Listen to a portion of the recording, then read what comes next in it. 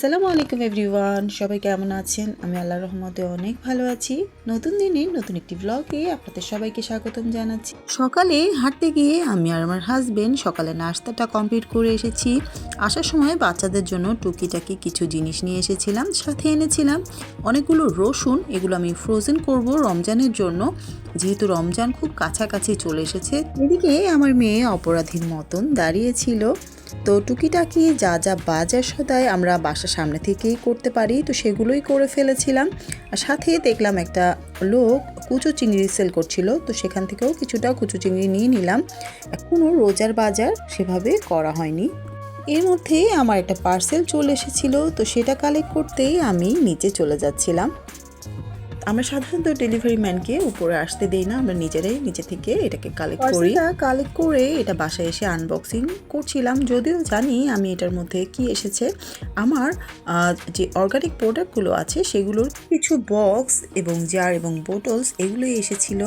তো আমি খুব দ্রুত হাতে পার্সেলটা ওপেন করছিলাম, যেহেতু সব কিছু ঠিকঠাক আছে কিনা দেখার জন্য। যারা নিয়মিত আমার ব্লগ দেখেন বা দেখছেন তারা নিশ্চয়ই জানেন আমার প্রায় প্রতিদিনই সেল হতে থাকে। তো আমার জারগুলো মোটামুটি শেষের পথে ছিল, তো শেষ হওয়ার আগেই আমি আবার নতুন করে একটা লট অর্ডার করে ফেললাম। টাকা ইনকাম করার জন্য আপনাকে প্রথমে টাকা খরচ করতে হয়, তাহলে আপনার সেখান থেকে টাকা আসে। অনলাইনে প্রোডাক্ট সেল করার সময় আপনাকে ব্র্যান্ডিং এবং প্যাকেজিংয়ের দিকে অনেক বেশি খেয়াল রাখতে হয়, এটা অনেক বেশি ইম্পর্টেন্ট।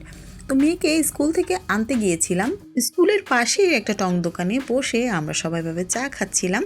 দুপুরে খাওয়া দাওয়া শেষ করে আমি আর আমার মেয়ে চলে গেলাম একটু অ্যাকোরিয়ামের দোকানে। তো এই ভাইয়াটা দেখলাম অনেকগুলো খরগোশ এনেছে এগুলো সেল করার জন্য।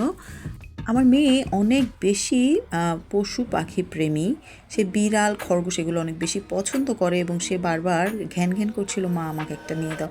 কিন্তু আমরা আসলে রাখবো কোথায়, এবং আমাদের যেহেতু বাসাতে জায়গার স্বল্পতা আছে এবং এগুলোকে লালন পালন করতে হলেও একটা এক্সট্রা সময়ের দরকার হয়, তো সেই জন্য আর আমি নতুন করে এটা করলাম না। তো ও দেখে অনেক বেশি খুশি হচ্ছিল বলে আমি এটা একটু ভিডিও করে রাখলাম। সাথে বেশ কিছু নতুন মাছ এসেছে, সেগুলো আমি দেখেছিলাম। তো ভাবলাম যে পরবর্তীতে কিছু অ্যাকোরিয়ামের জন্য মাছ কিনে নিয়ে যাব।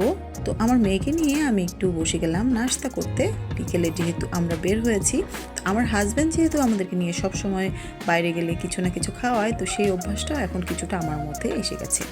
আসার সময় এই ক্যাপসিকামগুলো নিয়ে এসেছিলাম, খুব কম মূল্যে বিক্রি করছিল। এখনই যেহেতু প্রাইসটা একটু কম আছে, তো ভাবলাম কিছু ক্যাপসিকাম কিনে আমি একটু ফ্রোজেন করে রেখে দিই, যেহেতু মোটামুটি প্রায় সারা বছরই আমাদের প্রয়োজন হয়, কিন্তু পরবর্তীতে দেখা যায় অনেক বেশি দাম হয়ে যায়।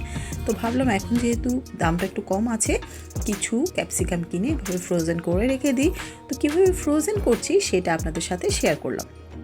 3 রকমের স্লাইস করে নিয়েছি এবং এগুলোকে খুব ভালো করে পানি ঝরিয়ে নিয়ে এখন ফ্রোজেন করে ফেললাম।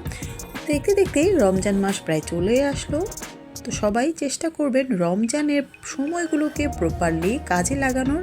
আল্লাহ সবাইকে রমজানে প্রপারলি ইবাদত করার তৌফিক দান করুক। তো আমি দারাজ থেকে একটা প্রোডাক্ট অর্ডার করেছিলাম। আমার ফ্রিজটা একটু পুরনো হয়ে গিয়েছিল এবং কালারটা একটু নষ্ট হয়ে গিয়েছিল, তো ভাবলাম এটাকে চেঞ্জ করে ফেলি। তো ম্যাজিক দেখতে পাচ্ছেন, আমি সামান্য একটা স্টিকার দিয়ে পুরো ফ্রিজটাকে চেঞ্জ করে ফেলেছি। আমার আজকের ভ্লগটি আপনাদের কাছে কেমন লাগলো আশা করছি জানাবেন। সবাই অনেক বেশি ভালো থাকবেন, সুস্থ থাকবেন, আমার জন্য দোয়া করবেন। নতুন কোনো ভ্লগ দেখার আমন্ত্রণ জানিয়ে আজকে এখানে শেষ করছি। আল্লাহ হাফেজ।